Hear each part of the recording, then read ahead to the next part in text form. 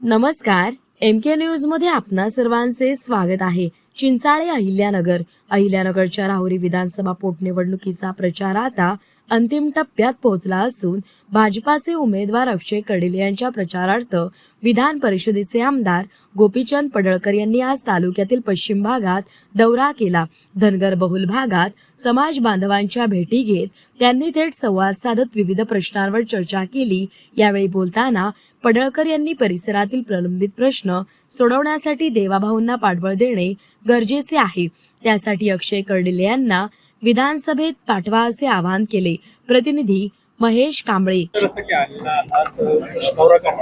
काय प्रश्न समोर येताना दिसत आहेत आणि कशा पद्धतीने आपण आवाहन करत आहात? दुर्दैवानं या विधानसभा मतदारसंघाचे आमदार, माजी मंत्री, भाजपाचे ज्येष्ठ नेते माननीय शिवाजीराव कर्डिले साहेबांचं दुःखद निधन झालं आणि रिक्त झालेल्या या मतदारसंघाच्या जागेवरती पोटनिवडणूक लागली आहे।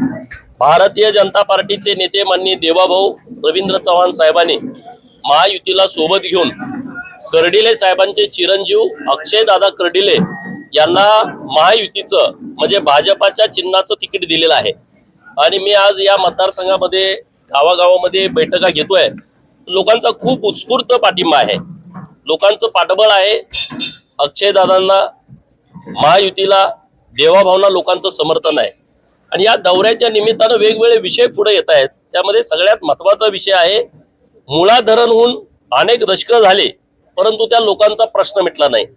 ना त्यांचं पुनर्वसन झालं, ना त्यांना जमिनी मिळाल्या, ना त्यांना प्रकल्पग्रस्ताचा दाखला मिळाला। आणि ज्या पोरांना प्रकल्पग्रस्ताचा दाखला मिळाला त्यांना नोकरी मिळाली नाही। आता मला सांगा की आज एवढं घरदार प्रपंच सगळा उद्ध्वस्त झाला आणि आज त्या लोकांना जर घर मिळत नसतील तर ती बाब अतिशय गंभीर आहे। दुसरा विषय आहे महात्मा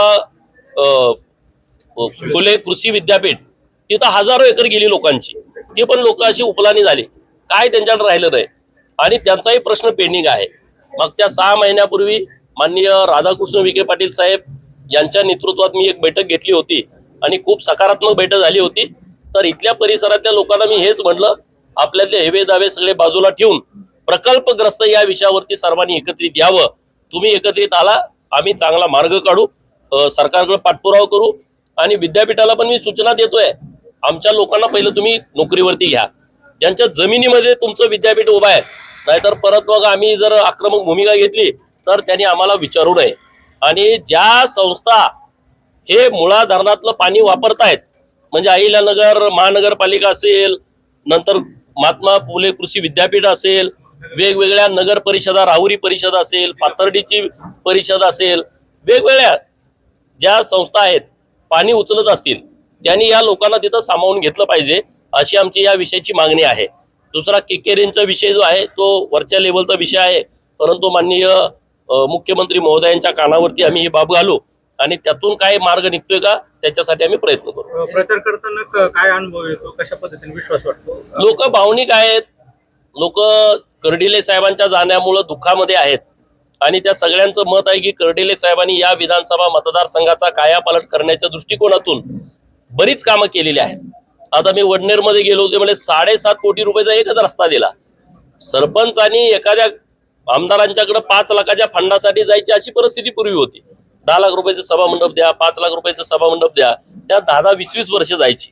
आता महायुतीच्या काळात तसं नाही आहे।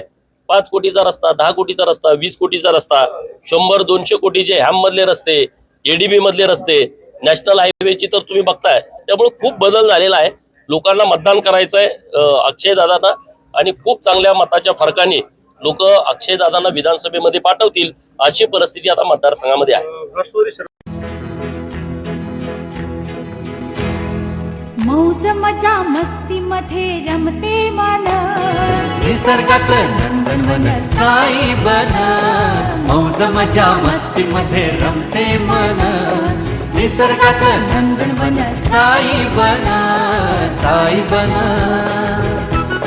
सुटीचा आनंद लुटू झाडी हिरवीगार, प्राणी पक्षी कारंजे धबधब्याची धार, ला ला ला ला ला ला ला ला ला ला ला ला ला ला ला। विरंगुळा विसाव्याचे वेचू क्षण मौज मजा मस्ती मध्ये रमते मन निसर्गातलं नंदनवन साई बन साई बन टेन्शन पासून राहू दूर, आनंद घेऊ पुरेपूर. हुरडा पार्टी वनभोजन या वैशिष्ट्यांसह अल्पावधीत लोकप्रिय झालेलं पर्यटन स्थळ साईबन.